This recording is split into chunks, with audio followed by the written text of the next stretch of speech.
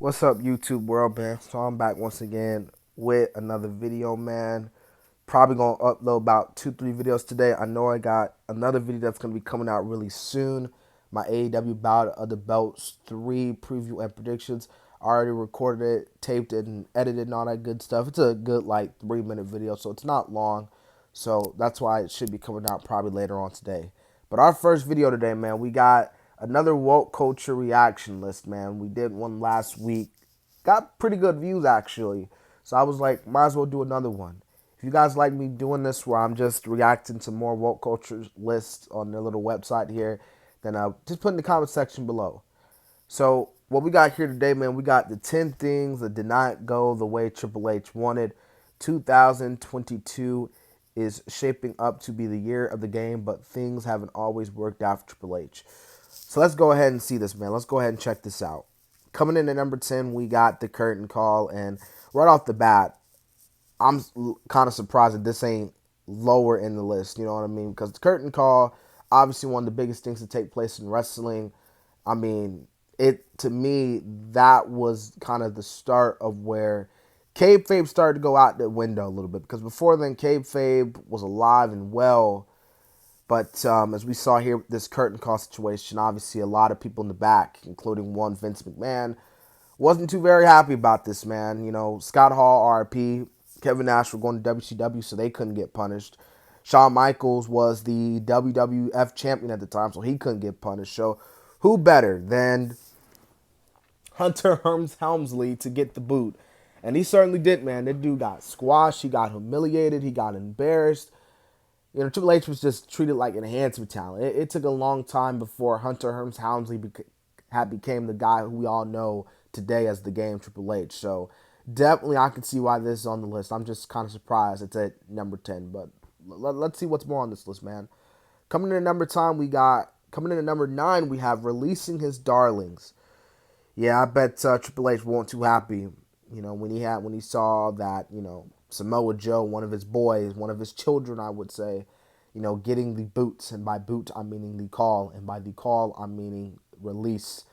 Not just Samoa Joe, but even others. Like people like maybe like EC3, maybe, even though he didn't really do much for him in NXT, or Dakota Kai, who recently just came back. So yeah, definitely I can see why this is on the list to number 9. Triple H, he tried, man, but at the end of the day, if you're getting the boot, you're getting the boot, and there's nothing Triple H can do about it.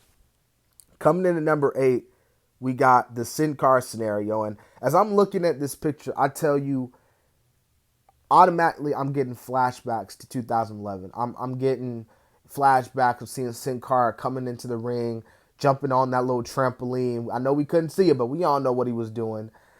Facing off against the evil Sin Cara, or Hunico and all that stuff, man, on an episode of SmackDown. And the lighting. I remember when Sin Cara used to wrestle and everybody else would have the same light, but he would have a different light in his crap. That's how much they were trying to make Sin Cara. They were trying to let you think that he was a big deal, even though he was just, your typical, lucha libre wrestler. So I can see why this is on the list. I wonder what Sin Cara is doing now. I wonder what he's doing. But definitely another one. Another one. Coming in at number 7, we got the best in the world wants nothing to do with the game. This is pretty evident here. I mean, CM Punk and Triple H, they can't stand each other. They don't like each other.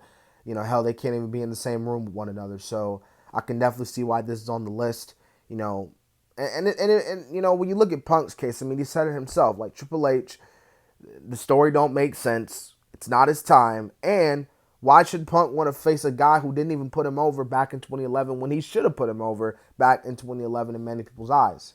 Now, I wouldn't also be too shocked if Triple H is kind of low-key happy that this didn't happen, because, again, he don't like Punk, and then, again, he'd probably have to Punk over, which he wouldn't have been a fan of. And, again, with the story with Daniel Bryan at the time and his story to the rise to the top of the mountain, it made more sense. Like, it just made more sense than going against Punk. Oh, yeah, this is a pretty evident one. DX reunion, D-Generation X reunion for one night only. Man, I still cringe when I see this match. This match was terrible, garbage, horrible, Horrendous. Four guys wrestling in a retirement home to see who's gonna get the last piece of cornbread. That's what this fight felt like. You know what I mean?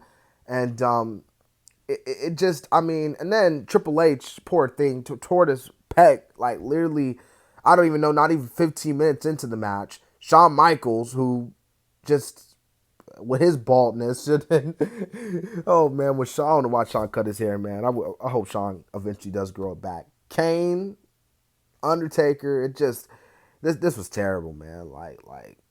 And yeah, as you can see here, yeah, Kane's mask dropping off to one of the worst pedigree. That's terrible. Oh, good lord. All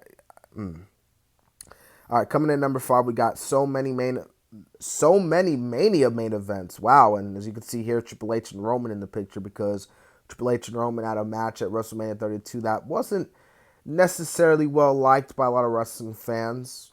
I didn't think it was that bad of a match. I thought it was okay. It wasn't the greatest, but it wasn't like the worst Mania match ever.